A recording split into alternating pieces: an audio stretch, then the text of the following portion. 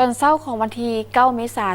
2025องค์การธนาคารพัฒนาอาเซียนหรือ ADB ประจำลาวได้เปิดกล่องประชุมรายงานการเติบโตทางด้านเศรษฐกิจของลาวซึ่งมีคะแนนกันจากกระทรวงที่เกี่ยวข้องเข้าร่วมท่านนางเซนนี่แคมเบลหัวหน้าองค์การ ADB ประจำลาวได้ให้ฮู้ว่าการบริการด้านการขนส่งและท่องเที่ยวจะสืบต่อเป็นแหงสุกยู่ให้การเติบโตทางเศรษฐกิจในสาธารณรัฐประชาธิปไตยประชาชนลาวบทรายงานล่าสุดของธนาคารพัฒนาอาเซียนระบุว่า GDP คาดว่าจะเติบโตในระดับปานกลางในอัตรา 3.9 ส่วนห้อยในปี 2025 และ 4.0 ในปี 2026 ท่ามกลางสิ่งท้าทายทางด้านเศรษฐกิจมหาภาคนโยบายเงินตราเข้มงวดขึ้นคาดว่าจะช่วยรักษาเสถียรภาพของอัตราแลกเปลี่ยนและช่วยลดทอนอัตราเงินเฟ้อ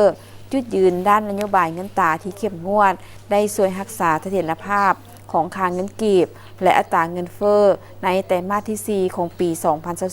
2024 ค่าเงินกีบโดยรวมได้อ่อนค่าลง 5.4 ส่วนห้อยเมื่อเทียบใส่ดอลลาร์สหรัฐและแข็งค่าขึ้น 1.2 ส่วนห้อยเมื่อเทียบกับเงินบาทของไทยอัตราเงินเฟ้อเฉลี่ยอยู่ใน 23.3 ส่วนห้อยแต่ราคาอาหารเครื่องดื่มประเภทเหล้าร้านอาหารและโรงแรมยังคงอยู่ในระดับสูงส่งผลให้ราคาสินค้าอุปโภคบริโภคสูงขึ้นคาดการณ์ว่าอัตราเงินเฟ้อเฉลี่ยจะหลุดลงอยู่ในระดับ 13.5 ส่วนห้อยในปี 2025 และ 10.4 ส่วนห้อยในปี 2026 แนวใดก็ตามหนี้สินที่เป็นเงินตราต่างประเทศจะยังสืบต่อกดดันอัตราแลกเปลี่ยนและกดดันอัตราเงินเฟ้อการปรับขึ้นราคาไฟฟ้าซึ่งมีผลบังคับใช้ในเดือนมีนาปี 2025 จะให้เงินเฟ้อสูงขึ้นในระยะสั้นหาระยะกลางการลงทุนด้านพลังงานทดแทนและโบแฮคาดว่าจะช่วยให้แขนงอุตสาหกรรมเติบโตในระยะ 2 ปีต่อหน้าคาดว่ามูลค่าการส่งออกไฟฟ้าแร่ธาตุและผลิตภัณฑ์กสิกรรมจะเพิ่มขึ้นและการนำเข้าน่าจะฟื้นตัวด้วยค่าของเงินกีบคงที่แนวใดก็ตามคะแนนกสิกรรมยังประเสริญกับสิ่งท้าทายจากการเปลี่ยนแปลงของสภาพดินฟ้าอากาศและคาดว่าจะ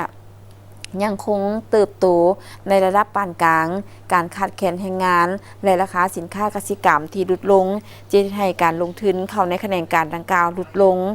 นโยบายทางด้านเงินจะยังคงเข้มงวดเนื่องจากยังมีภาระหนี้สินสาธารณะงบประมาณปี 2025 ซึ่งตั้งเป้าให้การขาดดุลอยู่ในระดับ 1 ส่วนห้อยของ GDP โดยรายรับเพิ่มขึ้น 36 ส่วนห้อยเป็น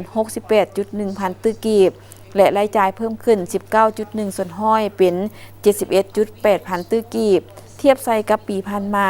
การปฏิรูปอากรและยกระดับเวียกงานคุ้มครองอากรหลายขึ้นจะสุกยู่ให้การเก็บรายรับเพิ่มขึ้นแต่เท่าใดก็ตามหนี้สินสาธารณะยังสูงยังคงเป็นสิ่งท้าทายต่อความยืนยงด้านการเงินและจำกัดรายจ่ายงบประมาณของรัฐบาลความเสี่ยงจากภายนอกที่สำคัญต่อการคาดคะเนเติบโตของลาวที่เกิดมาจากการขึ้นอัตราภาษีของสหรัฐอเมริกาซึ่งคาดว่าจะส่งผลกระทบโดยตรงต่อเศรษฐกิจของลาวพร้อมทั้งส่งผลกระทบอย่างรุนแรงต่อเศรษฐกิจของประเทศเพื่อนบ้านที่เป็นคู่สำคัญของลาวผลกระทบทั้งหมดยังอยู่ภายใต้ความบ่แน่นอนและขอบเขตและการส่งต่อผลกระทบเหล่านี้แม่นบ่สามารถกำหนดมูลค่าได้เพราะว่ามันจะขึ้นกับระยะเวลาของอัตราภาษีและความสามารถในการเจรจาของบรรดาประเทศที่ได้รับผลกระทบ